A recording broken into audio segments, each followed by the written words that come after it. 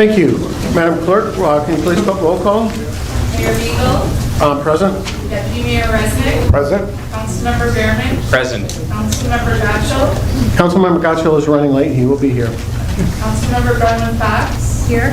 Councilmember O'Day. Here. Councilmember Sharp. Present. We have quorum. Thank you. Changes or additions to the agenda as presented tonight. City Manager Brown. I have no changes, sir. Assistant City Manager Benson. I have none, sir. Any from the dais? All right, seeing none, we'll move on to the presentation portion of our meeting tonight. The first presentation is the Michigan Airline Trail presentation by John Hensler. Good evening. Good evening. Hi, everybody. For those of you who I don't know, I haven't met, I'm John Hensler. I'm the trail manager for the Michigan Airline Trail. It's been several years since I've spoken to council, so I just want to give you a little update on what's going on with the trail.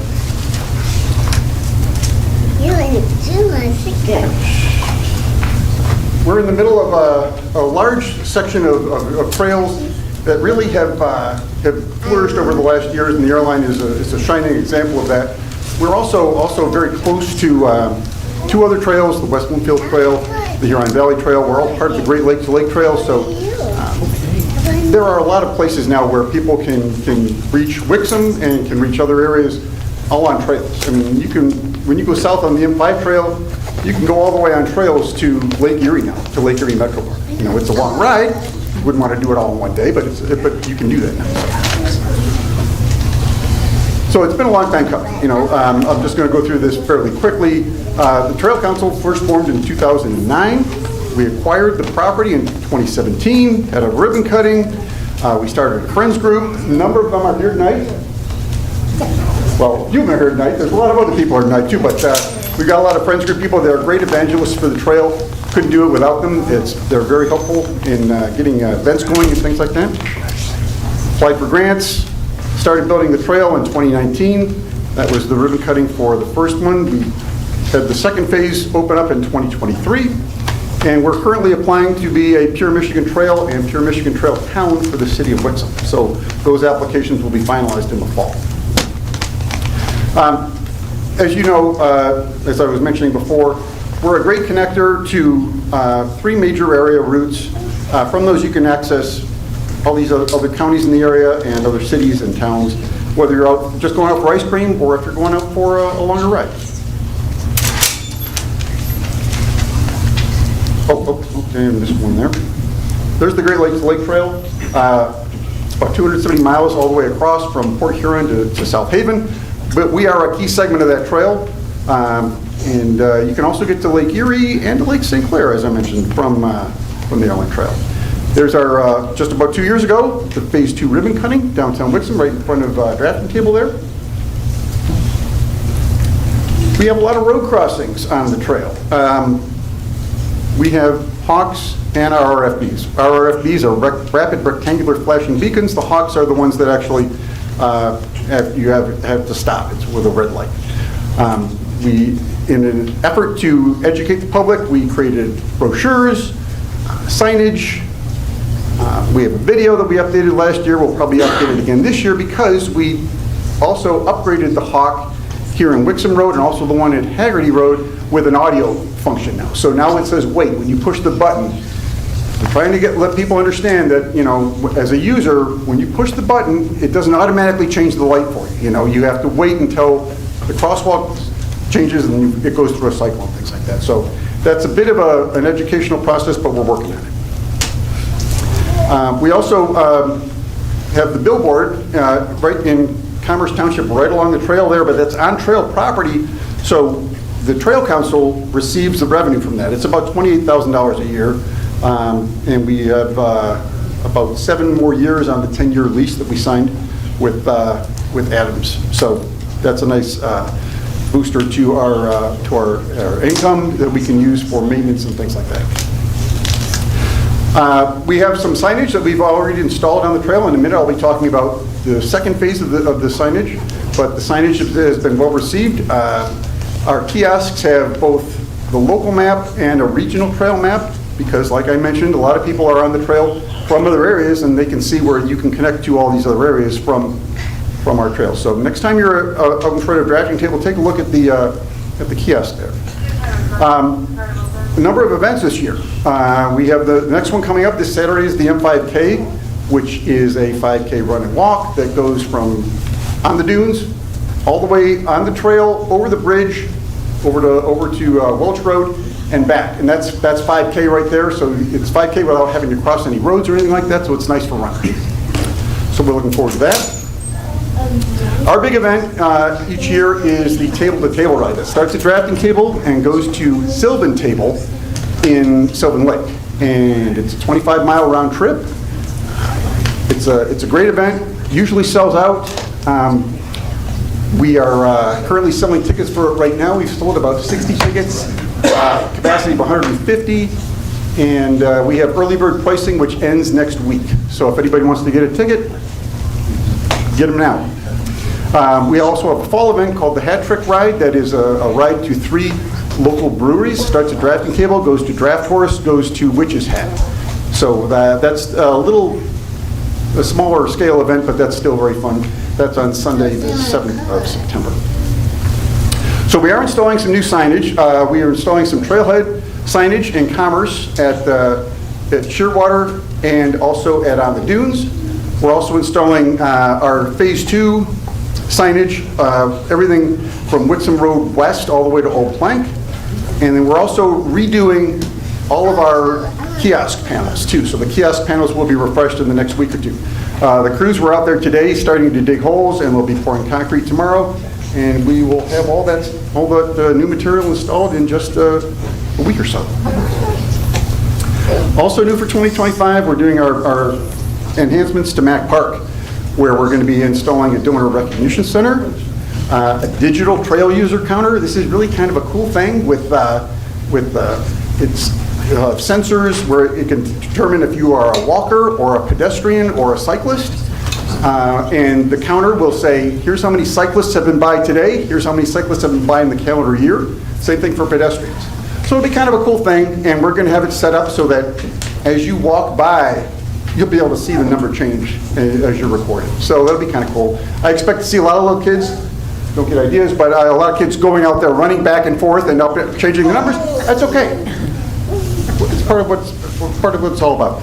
So we're also adding some, water fountain, we're adding some other benches and things like that to Mack Park. So Mack Park is going to it looks great right now with the new shelter there. It's going to look even better in a very short time. Also this year, new for 2025, we're putting a gateway boulder at Haggerty Road. It's going to look like that. So basically it's a big boulder. We're going to have an airline plaque on it, a plaque honoring the DNR. We got money from them to actually acquire the trail property. And then of course the Ralph Wilson Foundation, they were a major partner in getting the trail done. So we're looking forward to getting that done. It's being done right now by the wizards at Wixom DPW. They're working on it.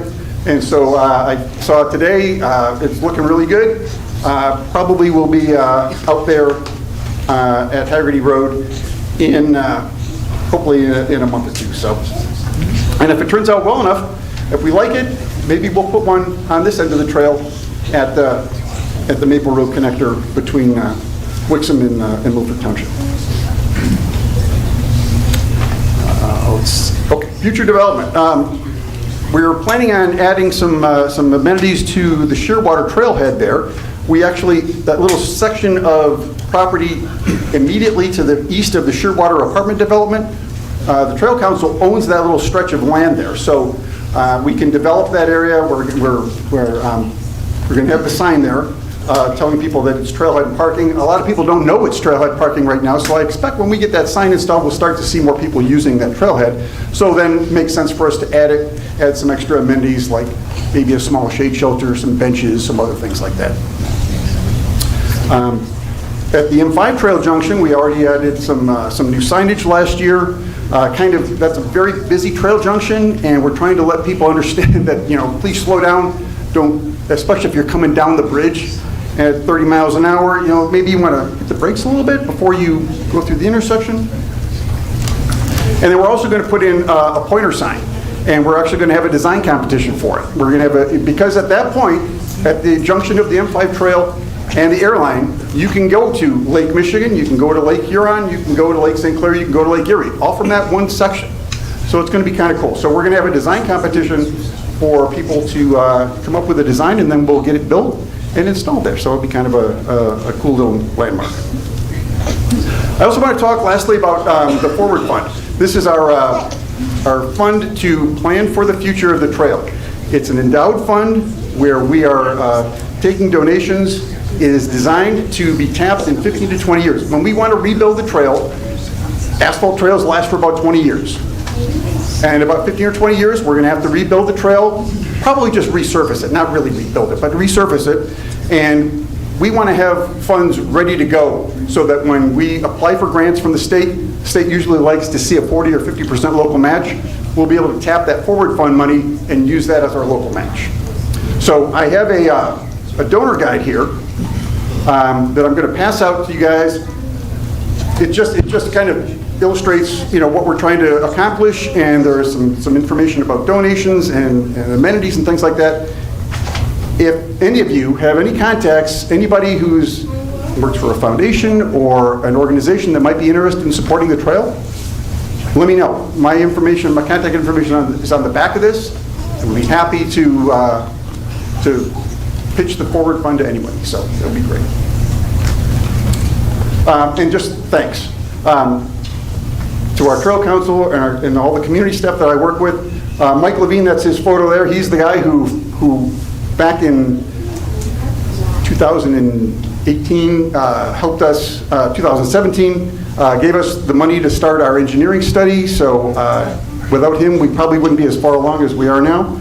Of course, our friends at MDOT, DNR, SEMCOG, of course, the Ralph Wilson Foundation, our engineers, Oakland County, Road Commission, and of course, all you guys.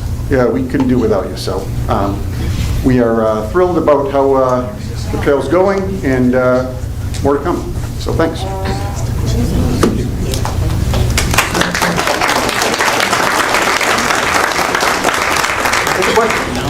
Yep, go ahead, Deputy Mayor. Sounds like I know it's not in your jurisdiction, but the Pontiac Trail crossing on the Huron Valley Trail, any update on that? Yeah, unfortunately, it's not a great update. There was a meeting last Thursday that I couldn't be at about that, where the Lyon Township folks were talking about it, and even though somebody was hit there a couple weeks ago, there was an accident there a couple weeks ago, it's still not high enough on their agenda. So myself and some folks in Oakland County are kind of strategizing on how to get through to them that it is very important to do that. I think what I'm going to do for the next meeting, which will probably be in June or July, is actually bring those folks out to that crossing so they can see how busy it is, so they can see how fast those cars go by, because right now it's a 45-mile-an-hour speed limit, which means that people go 55, right? So it's dangerous, and apparently that person that was hit, I don't know how serious their injury was, but I don't want to have another serious injury along there, because that's very important. One of the problems with the Huron Valley Trail is they don't have a trail manager. They don't, and their organization is rather loose too. They don't have a full trail council like we have here. So I wish I had better news, but they know it's a problem. I don't think they think it's a priority for them. I crossed with my grandchildren on Sunday, and it was scary. It is very, it's not a fun thing, so. Thank you. Yeah. Councilmember Sharp? Thank you, Mayor. Mr. Ensler, speaking of safety, first of all, I'm a heavy user of the trail, love the facility. Thank you. You guys are doing a great job. It always is in good shape, and like the new signage and continual improvements. One thing I'm concerned about is the crossings, the flashing beacons. I think people have learned that. The drivers and It's a slow process, but yes. Bicyclists kind of have a handshake. They figure it out. The Hawkeye, though, is a different animal, and the concern I have is the instructions to the bicyclists say, press the button, and the words say, wait until it's safe to cross. And that's not really what we're asking them to do, is it? We're asking them to wait until the white person pops up, or the go person pops up to cross, because that means the lights are red. Can we do something about those signs? Because they are not correct in my mind. If somebody isn't sure and they do Yeah. read the sign, which is your intent for them to read it, they're wrong. Yeah, we can take a look at those. There is a new type of signal crossing that is just starting to make its way through the Department of Transportation in Michigan. It's already been adopted in other areas. And those crossings look like a hawk, but they have red, yellow, and green lights, just like a regular traffic light does. I'm not saying that we're going to have money to adapt, to change ours to that, but that would be so much easier. People understand that. People understand red, yellow, and green much more than the flashing yellow that changes to red, and if it's blinking red, what do I do, and things like that, and also how to cross. So, but that's a good point about the wait until the crosswalk sign illuminates, the white crosswalk sign. It says that in our video right now, but it doesn't say it in our sign, so, yeah. Yeah, the signs say wait until it's safe to Wait until it's cross. safe to cross, yeah. That's a good idea.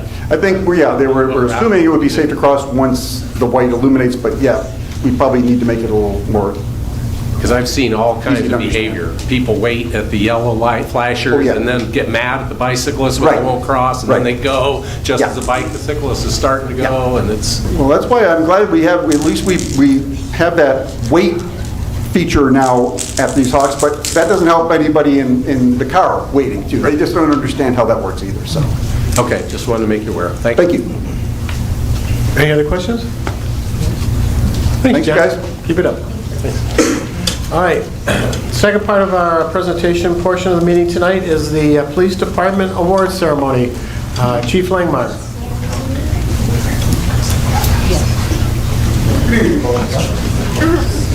Thank you for letting us come before you and recognize some of the exceptional things that have happened with our employees over the past few years, I'll say. I'll start out by saying all of our people do a great job, day in and day out. They are phenomenal. They are exceptional people. But this ceremony here is to recognize some of the truly exceptional actions that our officers have taken. This is a first annual one. We've never really done this before. So I'm hoping to see you at this time of the year, every year. We've chosen this week because it's National Police Week. According to the National Law Enforcement Memorial, 147 officers were killed in 2024 in the line of duty. I would like to take just a few seconds to recognize, a few seconds of silence to recognize their sacrifice.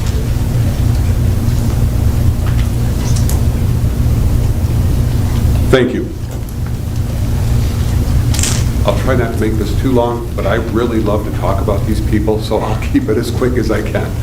I've got Lieutenant Bradley here to give me a hand so that we can get through this relatively quickly. The first award we have is for our Police Service Aide Nolan Robinson and Police Service Aide Lillian Reiner. You guys come over.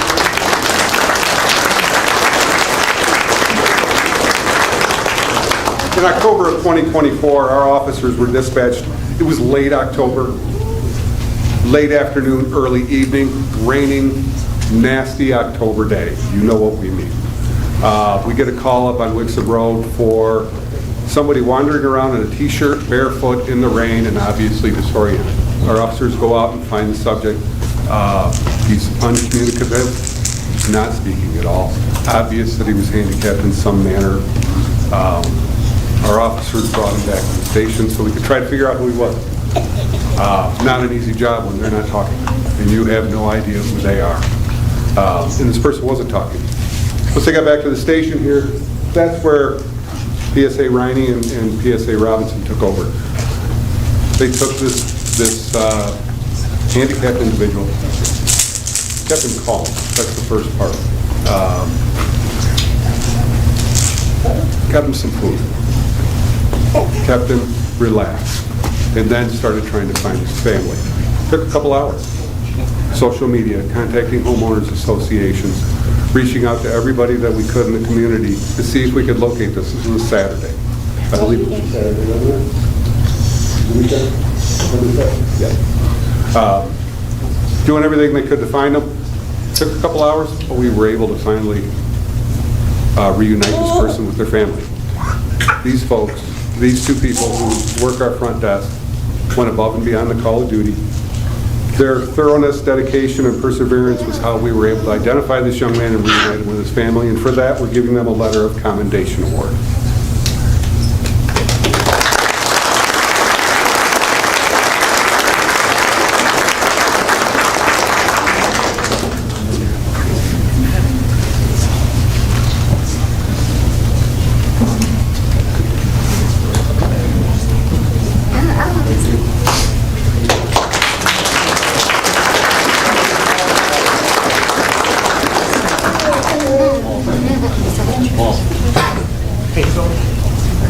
Phil, hang up for 1 second, please. Yep. Thanks. Good. Sergeant Paul Mahalik.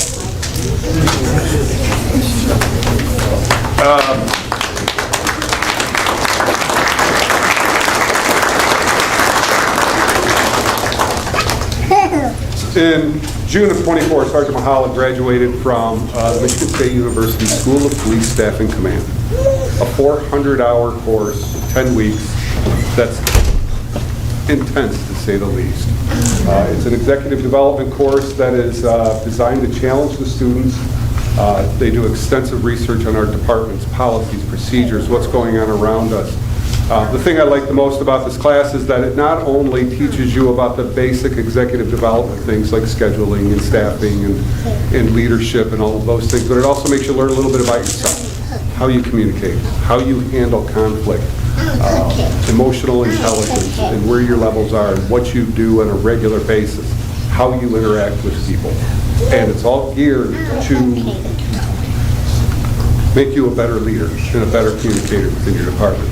This is an intense class. It's a very difficult staff and command class.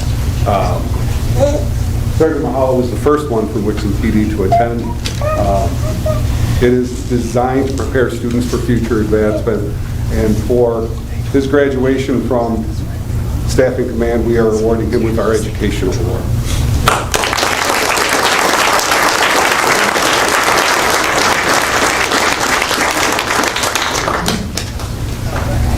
Detective Madeline Connor, Officer Brian Cheesebro, and Officer Jacob Bloin.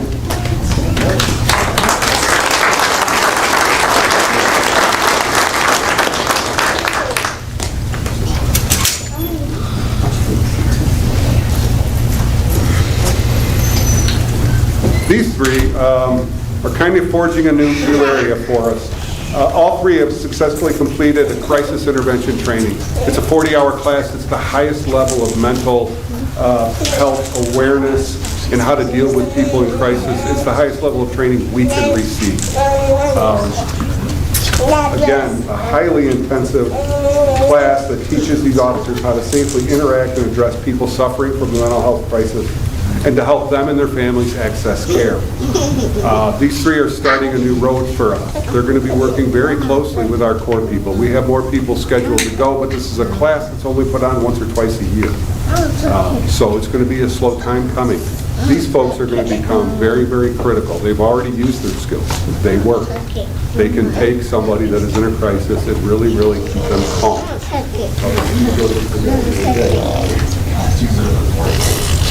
It does work very, very well. They're forging a new path for us to where we can better handle these people that are having crisis in our community, and I'm proud to give them the educational award.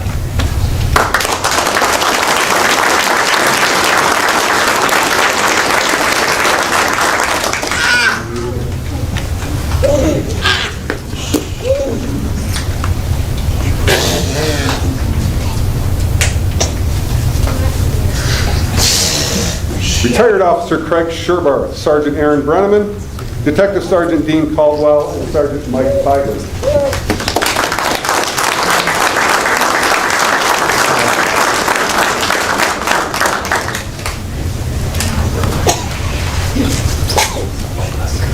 As I told you, this is the first annual thing for us to bring these people up and parade them in front of you and get a chance to talk about it.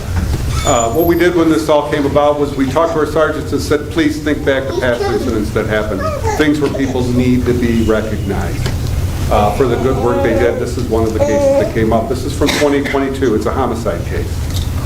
In 2022, Officer Sherbarth and Sergeant Brenneman, then Officer Brenneman, were dispatched on an assist medical call involving a 4-year-old boy. On arrival, when they got there, they started treating the victim, doing what we can to keep them comfortable until the fire department gets there. When the fire department got there, they began their investigation as to what's going on here. Fire department took the subject to the boy to the hospital, and they started talking to people. And the story they were given didn't add up. Their spidey sense didn't it? They knew something was strange, and everything we're being told, the evidence that we're seeing, the stories that we're being given just don't add up. Any really good detective will tell you how the initial responding officers handle a scene like that can make or break a case. In this case, they made the case. They called in Detective Sergeant Caldwell and Sergeant Byberg to get there, and while they were en route, they continued to get statements from the people, continued to document the scene, document the evidence.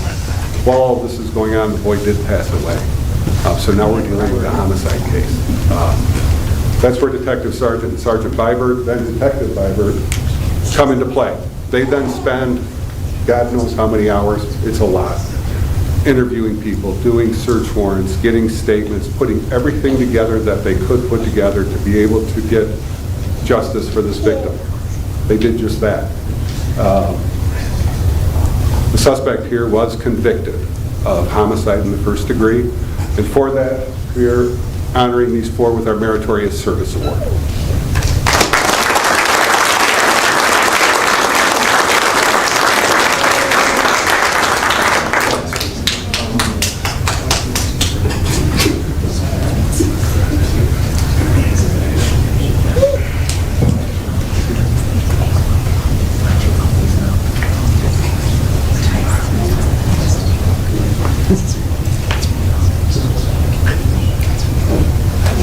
Officer Luke.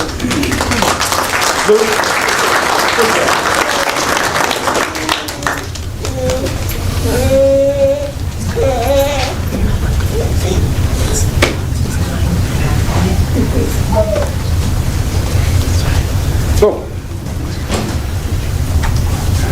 Officer Krizak here was in July of 2024. He's dispatched to just a normal neighborhood trouble complaint. People can't get along. Not a big deal. Okay? He goes over there and handles it on his own. Turns out to be an assault battery complaint. He identifies the suspect, collects all the evidence that he needs, documents the report, checks the area for the guy. Okay, does just what everybody else would normally do. Then starts getting other calls. Throughout the day, he keeps looking for this person. He knew inside this guy had to be caught, right? Had to be caught.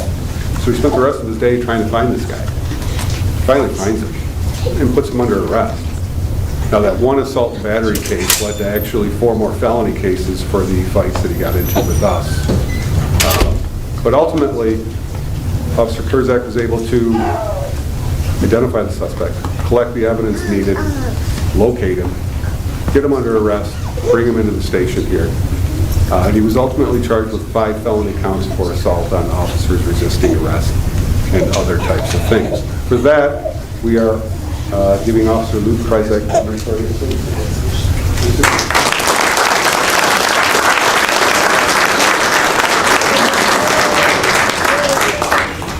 Records Manager Frank Kaman, he cannot be with us, but we're still going to tell you about what he did. And Records Secretary Carla Wolf. Carla's not going to like it.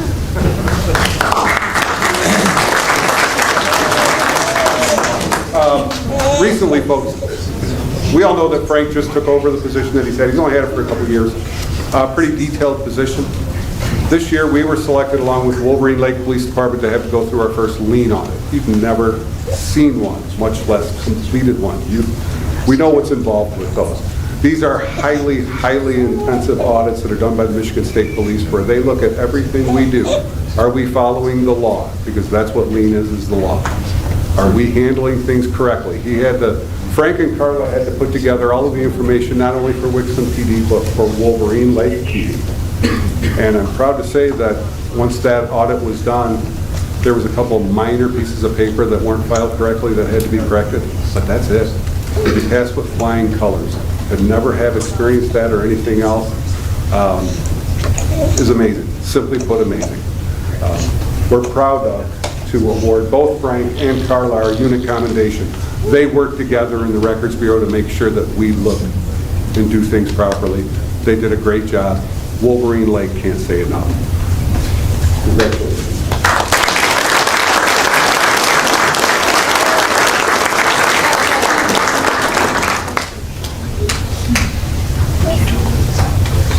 Lieutenant Mark Bradley and Officer Greg Evans.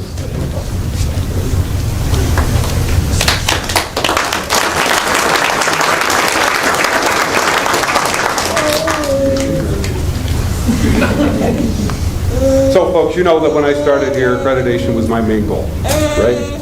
Okay, in 2023, we started the accreditation process. Here's why.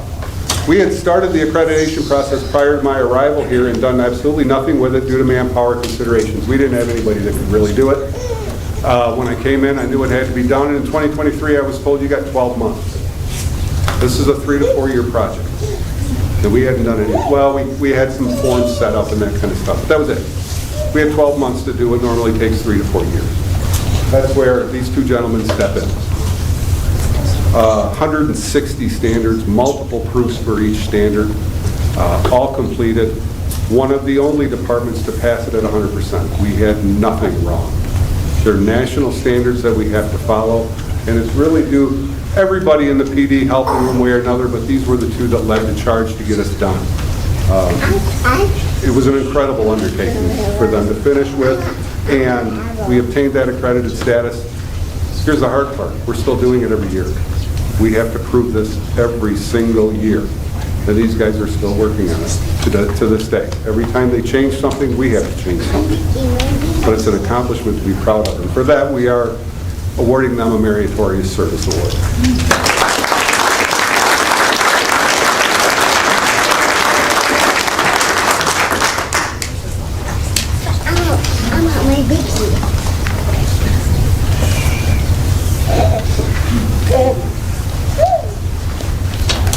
Officer Adam Freshwater, Detective Sergeant Dean Caldwell, Detective Madeline Connor, and Detective Andy Tabor.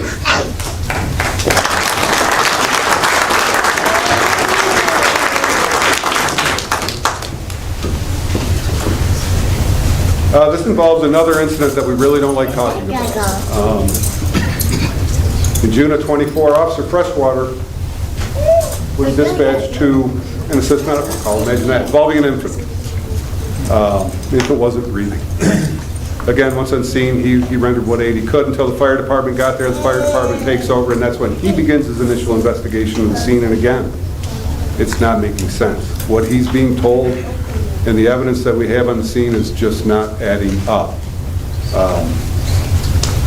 Officer Freshwater knew the suspect in the case was not being truthful. He immediately reached out to the investigators, Detective Sergeant Caldwell, Detective Tabor, and Detective Connor to start coming in while he continued controlling the scene there.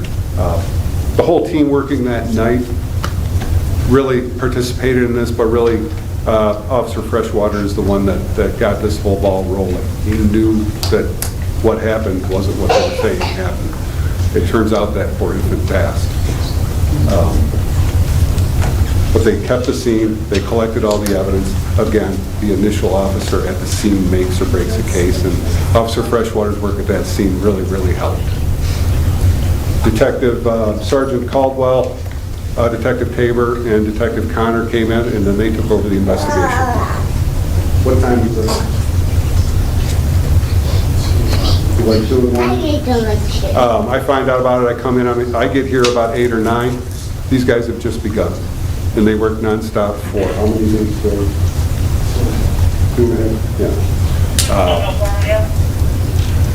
Doing search warrants, looking at phones, talking to people, getting written statements, talking to the hospital people, doing everything that needed to be done. And they obtained a homicide in the first degree and criminal sexual conduct warrant or charges on the guy. That trial will be starting here soon. I will tell you, these detectives are still working this case. They're still listening to telephone calls. Almost a year later, we're still working this thing. But it's all to get justice for this one victim, and they did a great job. And for that, we are awarding you with our Meritorious Service Award.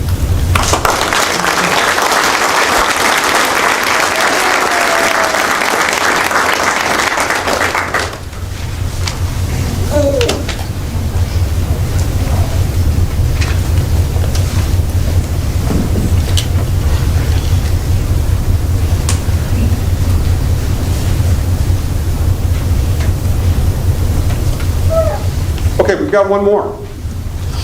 Officer Riley Turchinok and Officer Luke Grzak.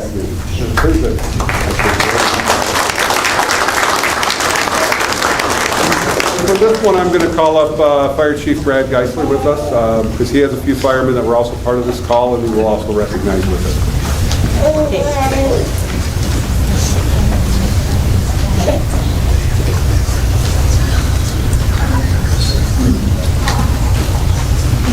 I'd like to call up Lieutenant Mike Smith, firefighter Devin Overback, and firefighter Austin Klaus.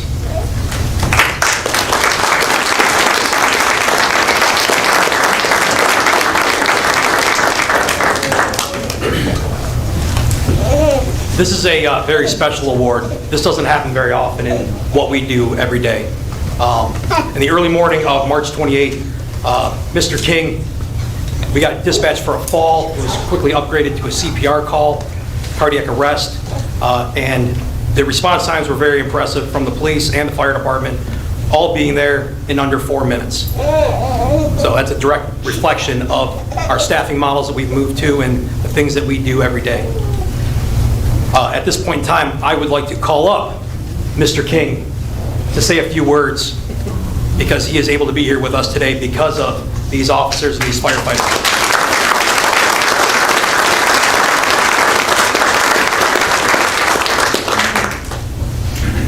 Hi everyone, good evening. Just a little bit about me. I'm 47 years old. My wife Amanda, and I have a 5-year-old daughter and a 4-year-old son. Cadence and Corey. What I've learned after the fact, about a week later, is that somewhere between 5 and 10% of cardiac arrest patients survive outside of a hospital environment. I give the police, fire department, EMS, and my wife the credit for my survival and almost full recovery today. This is only a month and a half later, right? We're talking a matter of weeks here that I'm standing almost back to the way I was. Truly amazing. Again, thanks to everyone here so much. Sorry, trying to keep it together. One thing I'd like to say is, in that I thank my wife. That's because she performed CPR on me after calling 911. Please, if you don't know CPR, please learn it. I know people say that all the time, right? You just think it's something people say. I think most of you would agree that persisted. I'm not trying to take away the credit one bit from what you guys all did for me, right? But I'm sure that assisted as well. You just never know whose life you might help save if you know CPR. That's all I have. Thank you.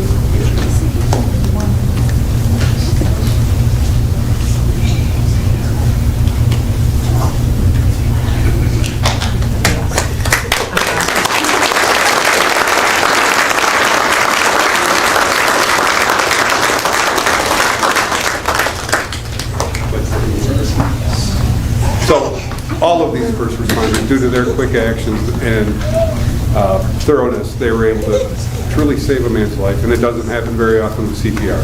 It just doesn't, but they did that. And we're proud to award each one of these folks our life-saving award.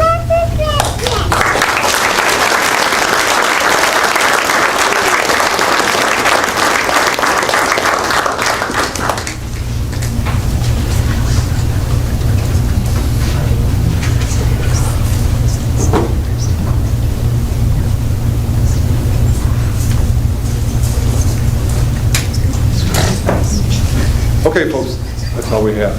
I want to thank you for letting us come up here and share a little bit about what our officers and our public safety people do on a regular basis. It is quite amazing to work with these people and be part of this family, so thank you. Thank you.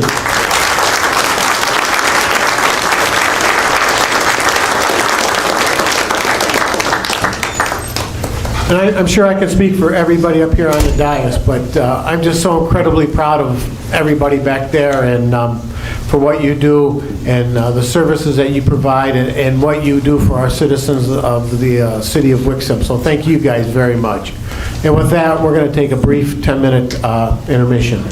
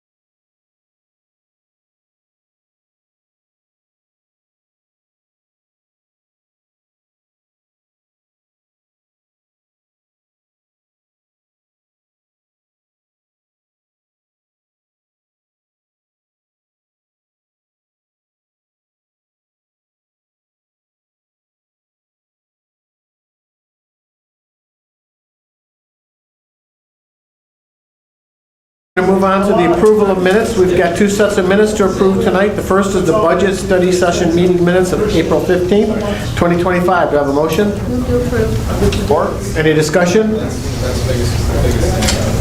I got a motion and a support to approve the minutes of the budget study session meeting minutes of April 15th, 2025. All those in favor, please signify by saying aye. Aye. Opposed? Motion carries. The second set of minutes tonight is from the regular city council meeting of April 22nd, 2025. Do I have a motion? So moved. Support. Any discussion? Seeing none, I got a motion and a second to approve the minutes of the regular city council meeting of April 22nd, 2025. All those in favor, please signify by saying aye. Aye. Opposed? Motion carries. We have three items of correspondence tonight. The first one is Austin Byers' resignation from the Zoning Board of Appeals. Second item of correspondence is a notice of hearing for electric customers, DTE case U-21845. And the third item of correspondence is a proposed contract and rates for real and personal property assessment services. Moves us on to city manager's report. The first is the fire report for March 2025. Any questions for Chief Geisler? Oh, looks like he's left, so hope we have no questions. Jason's in. All right, any questions? Seeing none, we'll move on to police report 2025. Any for Chief Langmeyer? Talked enough tonight. Yeah, you've talked enough tonight, so we'll let you go. Consent agenda. All items on the consent agenda are listed routine by the city council, will be enacted by one motion. There'll be no separate discussion of these items unless the council member so requests, in which event the items will be removed from the consent agenda and added to the regular agenda at the end of unfinished or new business. Do I have a motion? So moved. Support. I've got a motion and support to approve the consent agenda as presented tonight. All those in favor, please signify by saying aye. Aye. Opposed? Motion carries. Moves us on to the call to the public. The rules of the call to the public are as follows. The public shall address the council during the call to the public, which shall be included on the agenda immediately after correspondence and again immediately after new business. The first call to the public immediately after correspondence shall be limited to agenda items only. A person shall not address the council in excess of 5 minutes unless the time is extended by a majority vote of the council present. Persons wishing to address the council shall identify themselves and their place of residence and shall state their reason for addressing the council, and all comments by the public shall be made directly to the council. Do we have anybody for the first call to the public?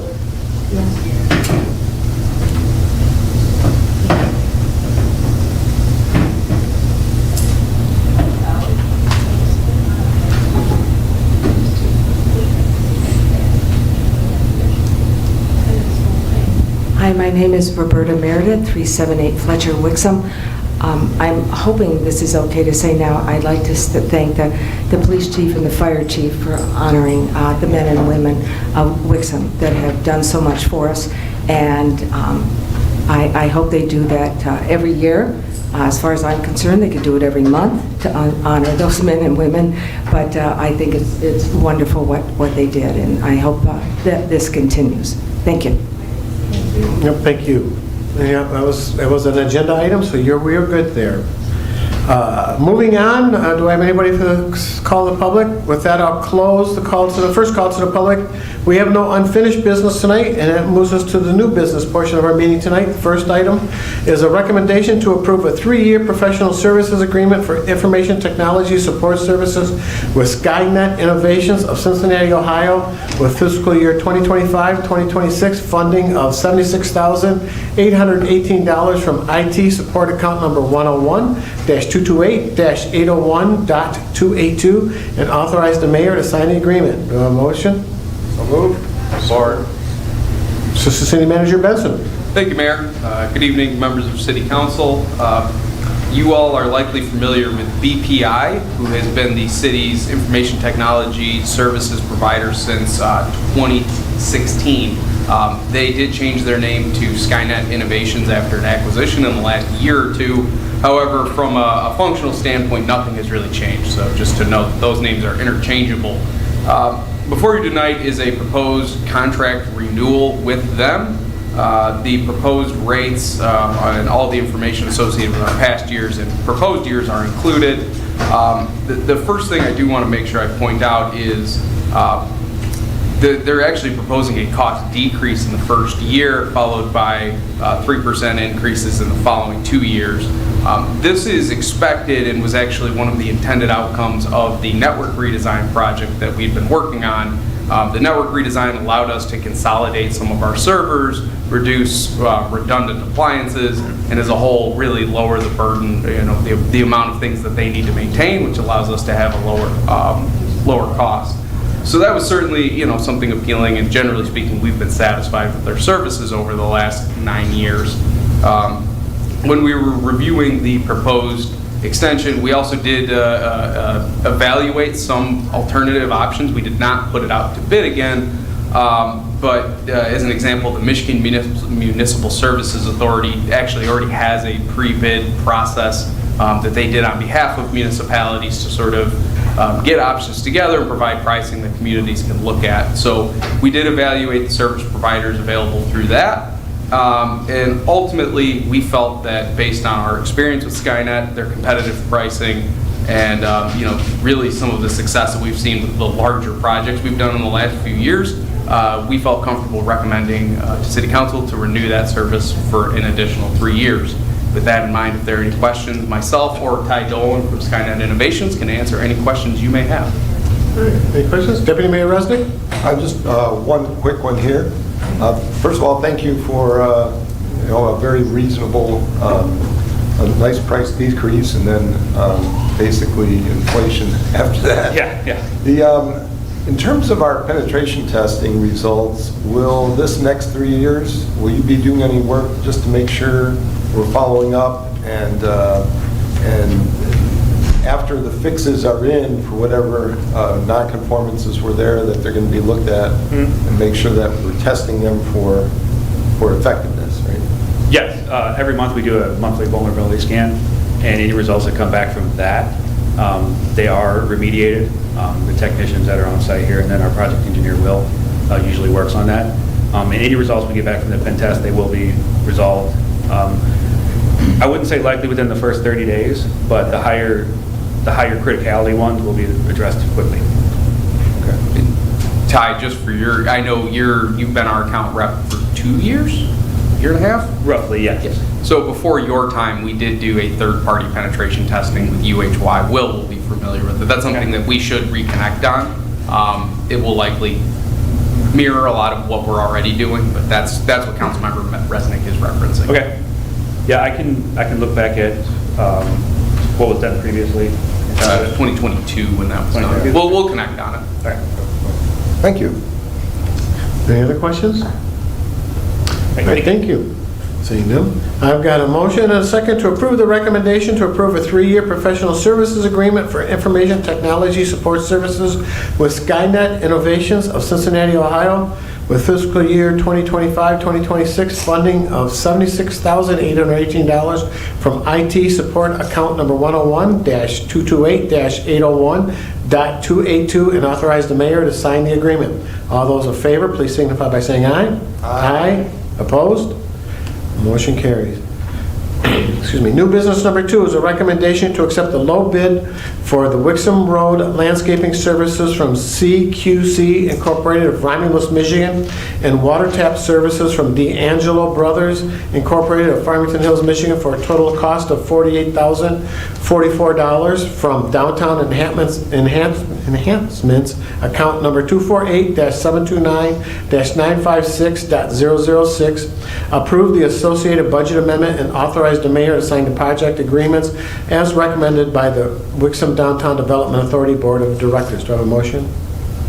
So moved. Very good. And before I turn it over to Assistant Manager Bansom, this was brought up at the last DDA meeting, and this was approved unanimously at that meeting to go ahead with this work. So go ahead. Thank you, sir.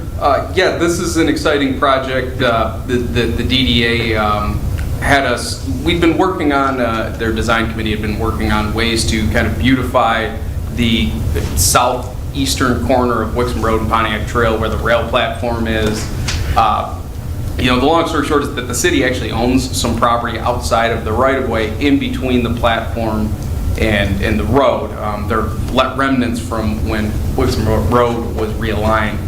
So, working with Carlisle Orban Associates, our landscape architects, put together a little plan. The DDA board was in favor of trying to move forward with that project this fiscal year, put it out to bid, and bids were received as shown in this agenda item. CQC was the low bidder for the project. And then the water tapping services, which would be required for the irrigation, would be via D'Angelo Brothers, who we use for all of our water tapping services in general, and we would continue that here, so we got a specific quote for that. It is important to note that the property is owned by the city, so your consent to this project is important. Even though the project's being funded by the DDA, it is still the city's property. The intent is really to mirror what the landscaping that you see around the old Wixom Road and Wixom Road intersections, minus the knee walls. There are no hardscapes proposed as a part of this project, although they were designed with the intent that someday in the future, if there ever is a sidewalk on the east side of South Wixom Road, that we could put those pieces in. It was really the DDA's priority to try to do something in the short run, and not really weigh it down with the much more expensive and complicated aspects. So this all will be irrigated, so we do not really have concerns about the viability of the plants. CQC's bid does include some warranties as well. We have had conversations with both LSRC, who leases the CSX platform, as well as the adjacent homeowner. So they're aware of this proposed project and have no concerns with what we're proposing to do. With all of that in mind, if there are any, there is a slight budget amendment necessary to make this fit under the downtown enhancements account. So they propose to reallocate a portion of the downtown site readiness funds to the downtown enhancements account to kind of make that all balance.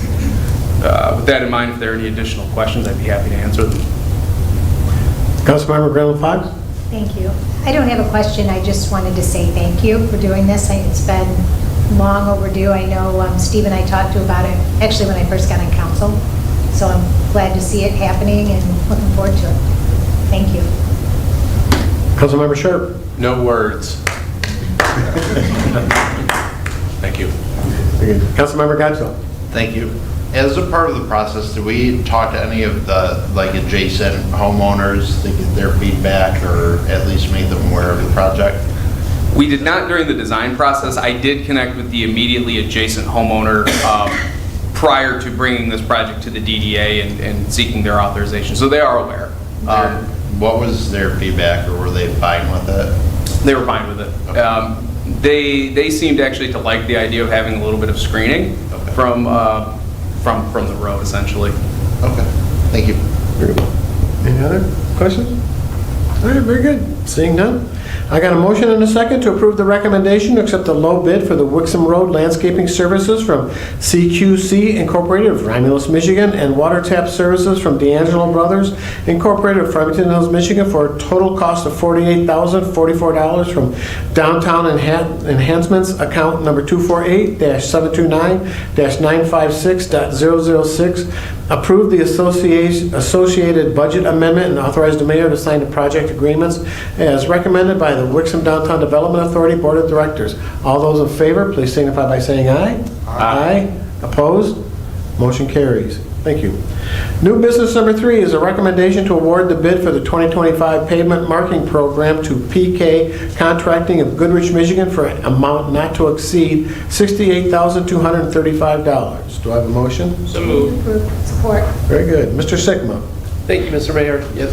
Each year we contract with a lining company or striping company for the roads throughout Wixom.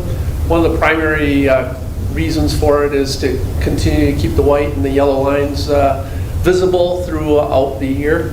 And this particular contractor has been working with us for a number of years, and we are recommending that we use them. Incidentally, we did have to put this out to bid twice.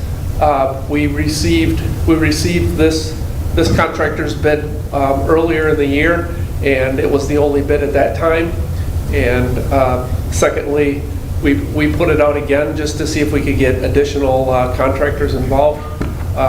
We went through an extensive search also with Michigan, well, MDOT, and the Department of Transportation has a number of contractors that we had on a list, and we contacted them as well. And this was the sole provider for this after our investigations, if you will. They do, there are other companies that do some of the landmark or the arrows that are throughout the area, the legends, but they're really the only contractor that does all the striping. So, yeah, we recommend them at this time. They're the only sole bidder, even though we're going in with 3 other communities? Yes, and they have, you know, a lot of, they've been purchasing a number of different companies throughout the last 3 or 4 years, and those companies have non-compete clauses in them. And so, yeah, it was difficult to get anybody else to respond. Very good, thanks. Any questions? Seeing none, I got a motion and a second to approve the recommendation to award the bid for the 2025 pavement marking program to PK Contracting of Goodrich, Michigan for amount not to exceed $68,235. All those in favor, please signify by saying aye. Aye. Opposed? Motion carries. Thanks, Tim. And thanks for partnering again with other communities. New business number 4 is a recommendation to set a public hearing and first reading for an ordinance to amend Title 16.00 Subdivisions, Chapter 16.12 Subdivisions Procedure to add a new section 16.12.120 to provide for condominium approval for existing developments, and Chapter 16.28 Land Divisions to add a new section 16.28.2030 to clarify that land divisions will be administratively reviewed and approved at the next appropriate city council meeting. Have a motion? Mr. Benson. Thank you. So these are 2 proposed ordinance amendments, relatively minor and intended primarily for clarification, but I think it's important to just kind of give a little bit of context. So there are 3 primary ways that people choose to divide property in the state of Michigan. Either plats, condominiums, or traditional land divisions as governed by the state of Michigan's Land Division Act. There's a lot that goes into kind of each approval process, and city ordinances really govern the processes for those. So the first one that we want to talk about is a proposed ordinance amendment that would allow for the creation of condominiums within existing developments and for those to be approved administratively. We've seen, especially with the division of larger acreage parcels like the Ford property is a great example, the state limits the number of divisions you can do by right within given time periods. It's a whole complicated math piece.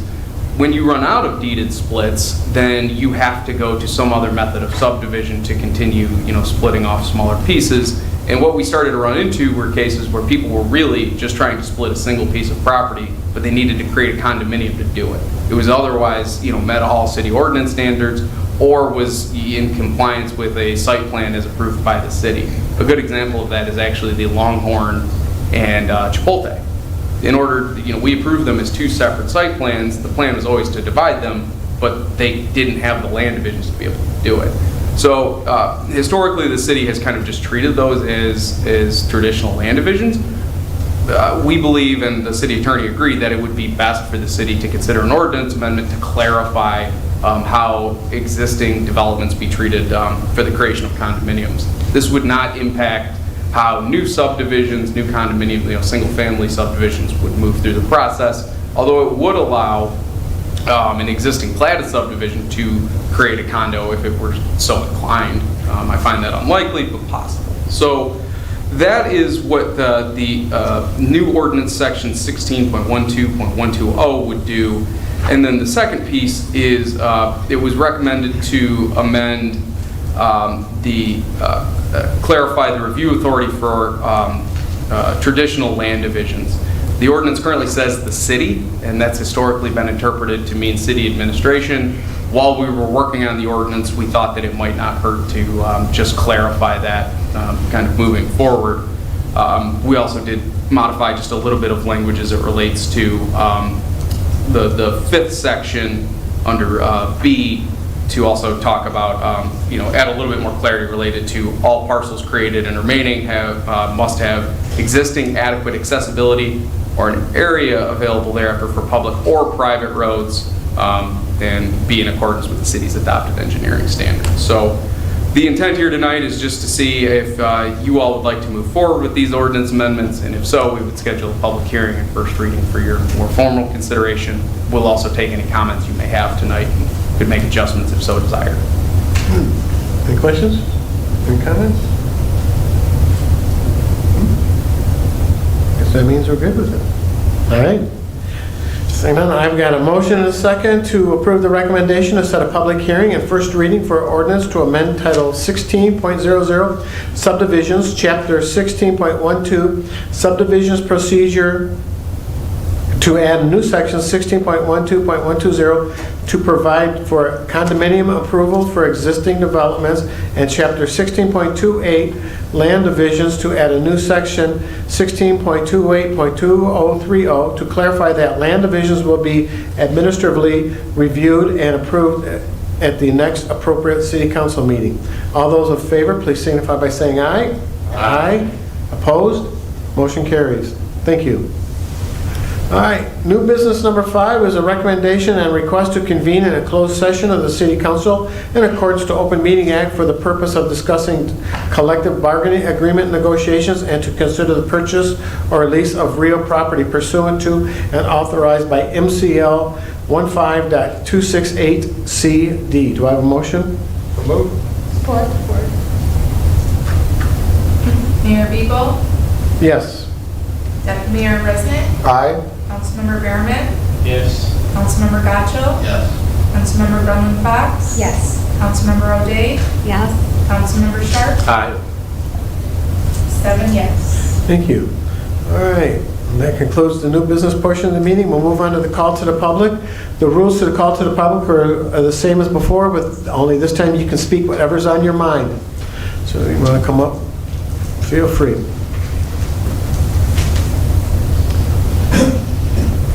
Only one speaker for family, please. Too late. My name is Russ Meredith, 378 Fletcher. I'm a member of the Wixom DDA Board of Directors, and I just wanted to thank Your Honor and the City Council members for supporting the improvements along Wixom Road. We really think this is going to make it a much more attractive way in. Not that you can beat an abandoned railroad platform, but we think this will be a complement to that and make it a little more interesting when you come to the city. So thank you very much, ladies and gentlemen. Thank you. Thanks, Russ. Anybody else? Seeing none, I'll close the second call to the public and move on to City Manager's comments. City Manager Brown. Thank you, Your Honors. First, and we did work hard to meet the aesthetic of the railroad platform with that project. So a couple of items to talk about here. I mentioned that through an event that we participated in the South Oakland County Mayors Association, we became aware of the World War II Legacy Memorial and a related initiative, which is the World War II Historic Trail, which encourages and allows cities to recognize a local World War II story on the trail. We started to collaborate with our Wixom Historical Society and Veterans of Foreign Wars post-2269, as well as the DFW Auxiliary on the project. The auxiliary is actually going to cover the cost of the brass plaque that will be the ultimate outcome of this that will be placed in the city. So just a little bit on the story here. We have Tamanand Dickerson, who is being honored as our historic trail story. He enlisted in the Armed Forces in 1943 and trained at Tuskegee Airfield and became a flight officer. At the age of 19, he was one of only 51 Tuskegee Airmen pilots from the state of Michigan. And when he returned home, he became a certified aircraft mechanic, and he is buried in Wixom Cemetery. And that's the World War II story that's been chosen for us. The DPW was mentioned earlier with assistance with the Trailway Council and the boulder that's being placed on there. They're going to be doing similar work on that. The intent is to put the plaque, which is 16 by 24, onto the boulder and have it placed outside of City Hall, right next to the existing memorial attraction that we have right outside of City offices there on Pontiac Trail. That was chosen because it's just going to have the most traffic. It fits with the existing memorial that's there as well. And during the course of that, you might be interested to know that it was pointed out to me when I was telling the story about when I first started that my predecessor, Clarence Goodline, had worked on correcting the alignment of the badges that are on there for the different services, the armed services. There's a protocol for that. It wasn't correct. And I was pointing it out to somebody, and they said, you have to add the Space Force. So that'll be something that we'll have to be working on as well. So that was pointed out to me. But we're going to have that boulder out there. The intent is to have an event in the middle part of the summer for recognition of the plaque and the family that will be present. We're looking forward to that. There'll be more details coming. If you're interested, I listed the website where you can learn more about the World War II Memorial as well as the historic trail. Very cool opportunity for us. We're excited about it. There was one other community that had the first plaque, that being Farmington. We would be the second city, assuming somebody doesn't beat us to the finish line, and I don't think anybody will. So very exciting. Wanted to pass that on. The next thing is related to the DDA and the city manager's office as well. The main event, which is a key event for Main Street, Oakland County, is coming up on June 12th at 6 p.m. in Rochester.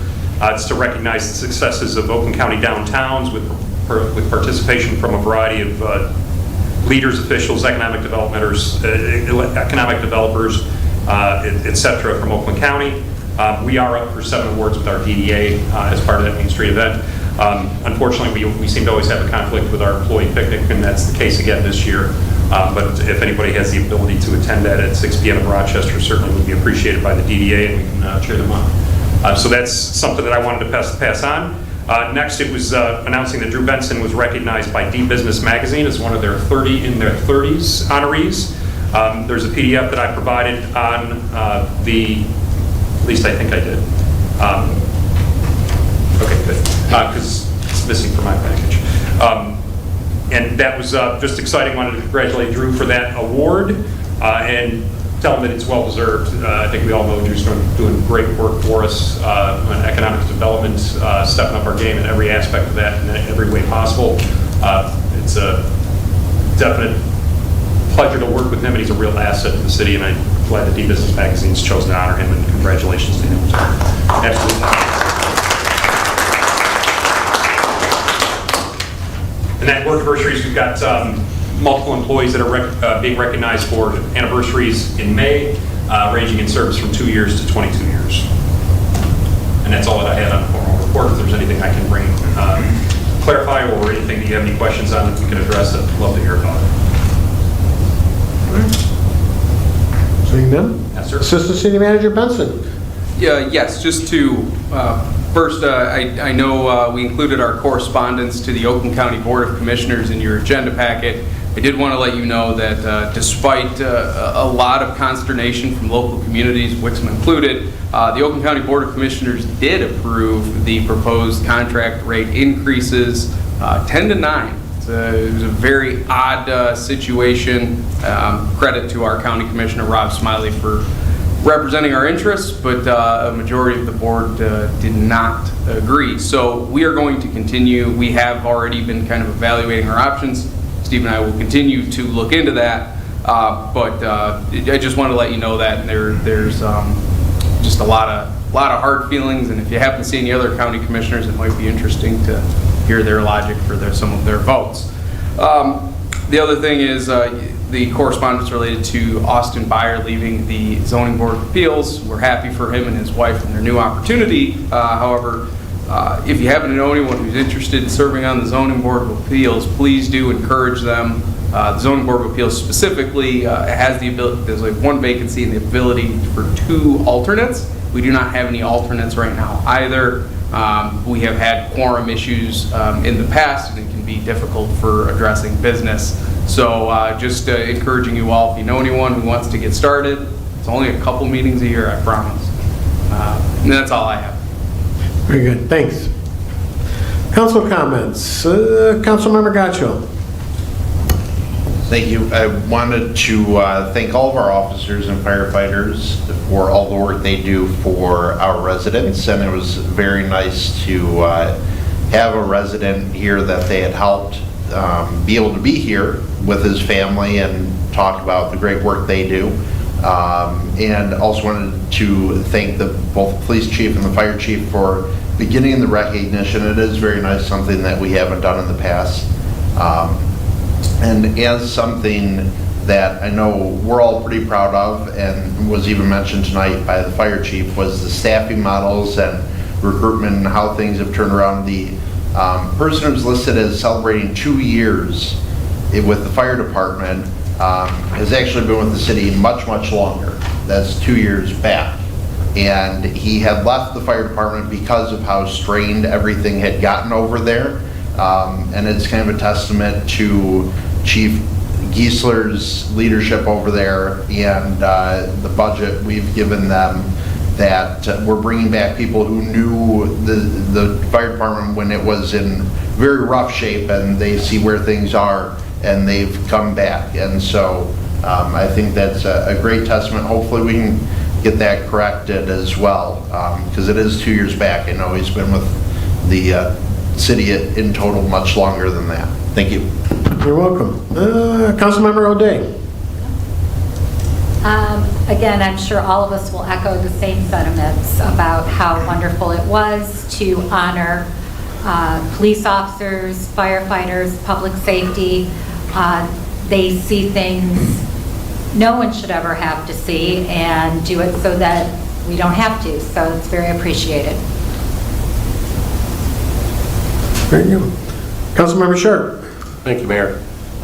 Just echo the sentiments of the other council members. Thanks to the police and fire, not only the firefighters, but their leadership as well. As was stated, it's really important to recognize performance publicly. I think that builds esprit de corps and makes Wixom one of the reasons that it's a great place to work, apparently. So it's good that, as Councilmember Gottschall mentioned, people are coming back to work here.